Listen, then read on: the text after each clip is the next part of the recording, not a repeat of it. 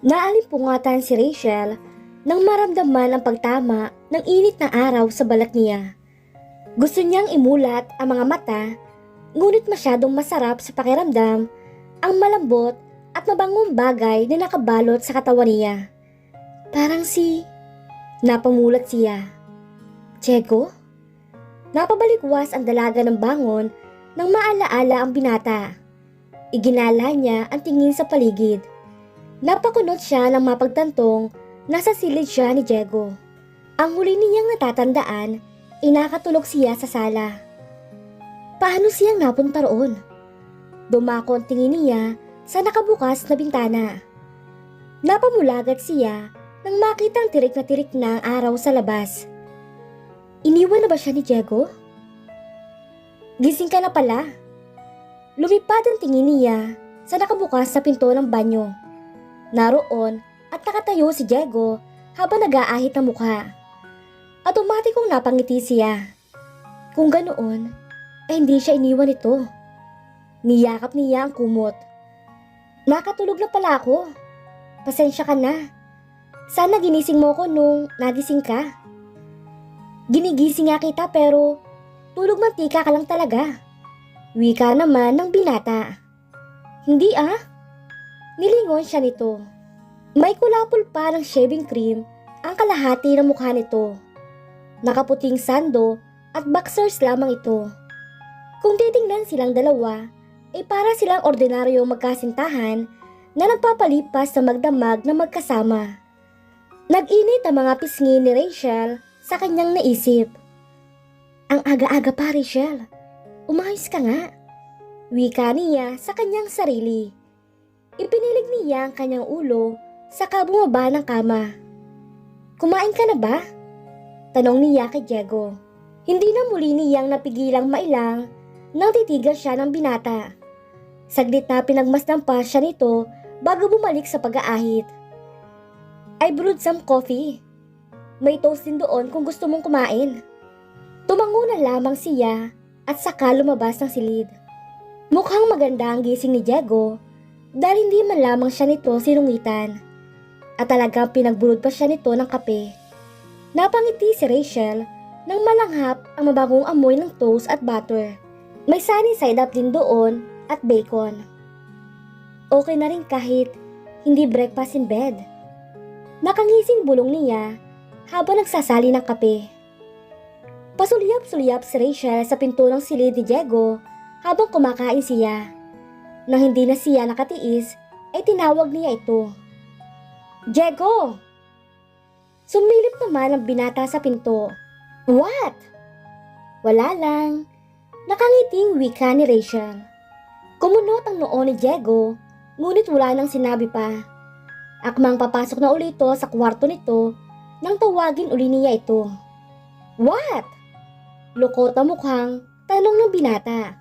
Ang gwapo mo pa rin kapag naasar ka, Diego. Lalong nalukot ang mukha nito. Are you making fun of me? Hindi Nagsasabi lamang naman ako ng totoo. Kumagat siya ng malaki sa toast saka itinaas ang kanang kamay. Promise, ang pogi mo talaga. Napailing na lamang ito at saka bumalik sa kwarto nito. Tahimik namang tinapos na Rachel ang pagkain. Hinugasan muna niya sa lababo ang mga pinagkainan niya bago siya lumapit sa bag niya. Inilabas niya ang toothbrush na baon niya saka nagsipilyo. Naghilamos na rin siya at nagsukulay ng buhok bago sinukbit sa balikat niya ang backpack niya at lumapit sa silid ni Diego. Diego! Kumatok muna siya bago binuksan ito ang pinto. Nakita niyang nakatayo ito sa gilid ng kama habang inaayos ang buhok nito. Hindi na naman niya napigilang mapangiti nang mapagmasdan ito.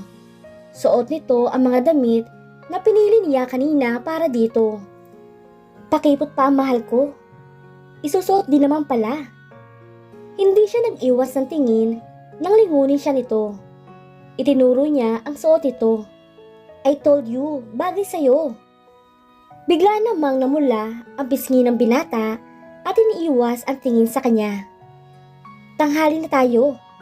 Dinampot nito ang relo mayroong pambisig sa bedside table, saka iyon isinuot bago lumapit sa kanya.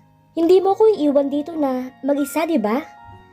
Alam niyang ang panggugulo niya ang tinutukoy nito.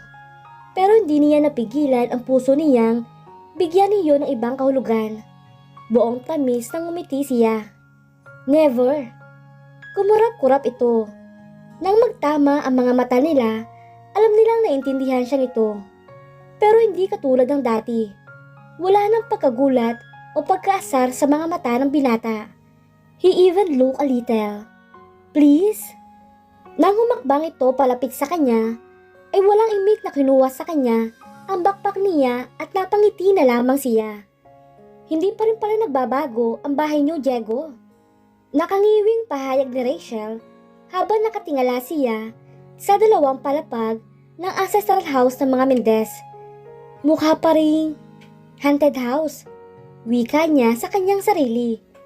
Isinara ng binata ang pinto ng kotse nito, saka nakapamayawang na iginala ang paningin sa paligid.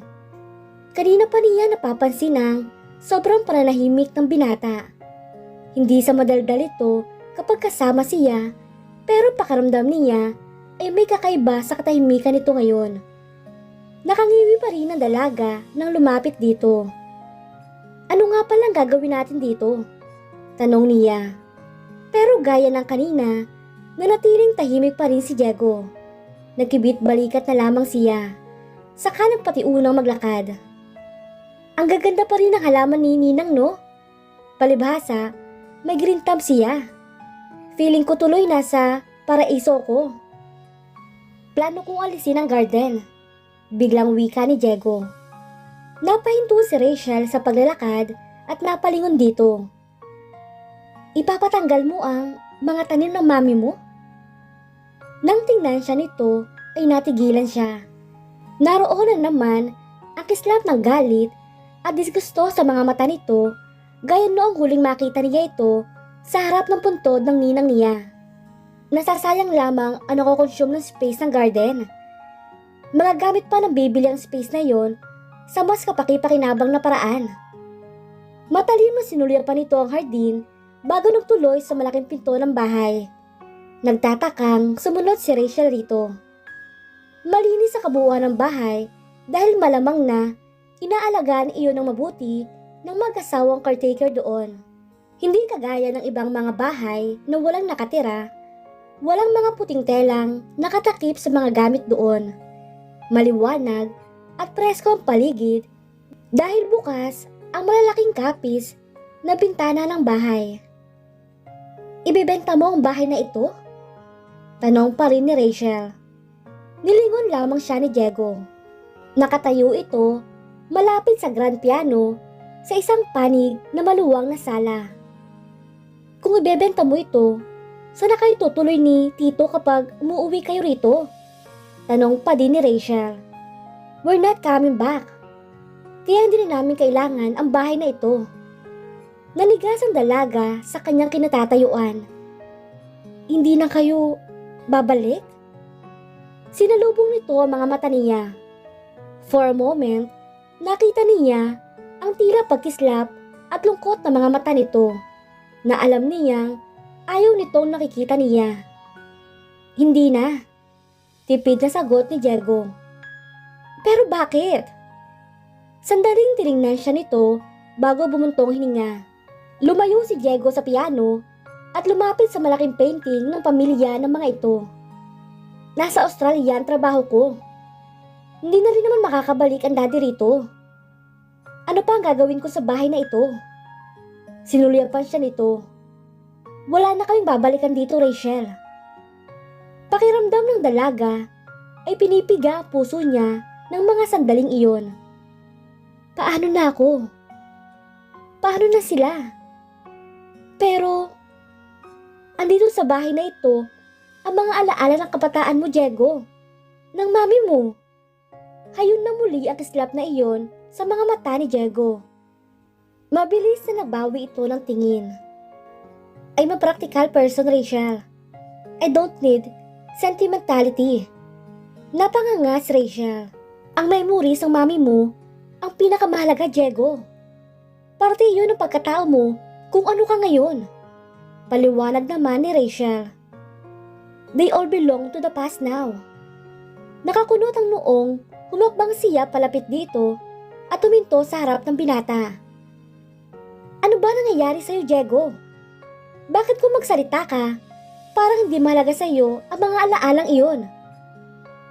Because they're not really important. That's ridiculous. Sansala niya. Anong problema mo? Ano ba kinakatakutan mo at bigla ka nawala ng matagal? Para ka laging tumatakas, Diego. Nagtagi sa mga bagang ni Diego. You don't know anything, Rachel. Then tell me. Mapait na ngumiti siya. Hindi dahil isa akong probinsyana, ay hindi na ako marunong mag-isip, Diego. Kilala na kita, pamula nung bata pa lamang tayo. At hindi ganyang katigas ang Diego na nakilala ko. You don't know anything. Ulit muli ni Diego. Kaya nga ako nagtatanong, di ba? You don't understand. Lumapit ang dalaga sa harap ni Diego at tumitig sa mga mata nito. Ipaliwanag mo sa akin, Diego, ang lahat at pilit kitang iintindihin. Tinitigan siya ng binata at hindi siya nag-iwas ng tingin. Tila pinag-iisipan nito kung ano ang gagawin bago malakas na bumuntong hininga. Just drop it, Rachel. Tatalikuran sana siya nito, ngunit maagap na pinigilan niya ito sa braso. Bakit ka ba laging tumatakas, Diego? Matalim ang mga matang, binalingan siya nito. I'm not running away. Buong tapang na, sinalubong niya ang tingin nito. Then prove it. Nagtagi sa mga bagang nito bago tinawid ang distansya sa pagitan nila at inapit siya sa baywang. Hindi na niya matandaan kung ano ang mga sumunod na nangyari. Ilang segundong tinitigan siya nito at namalaya na lamang niyang hinahalikan na siya ng binata. Nanlaki ang mga mata ni Rachel nang mag-sink in sa kanya ang nangyayari. Diego was kissing her. Automatikong inihawak niya ang mga kamay sa balikat ng binata, saka sinubukang magpumiglas at itulak ito palayo. Ngunit lalo lamang siyang hinapit nito palapit sa katawan nito. She could feel the fast beating of her heart.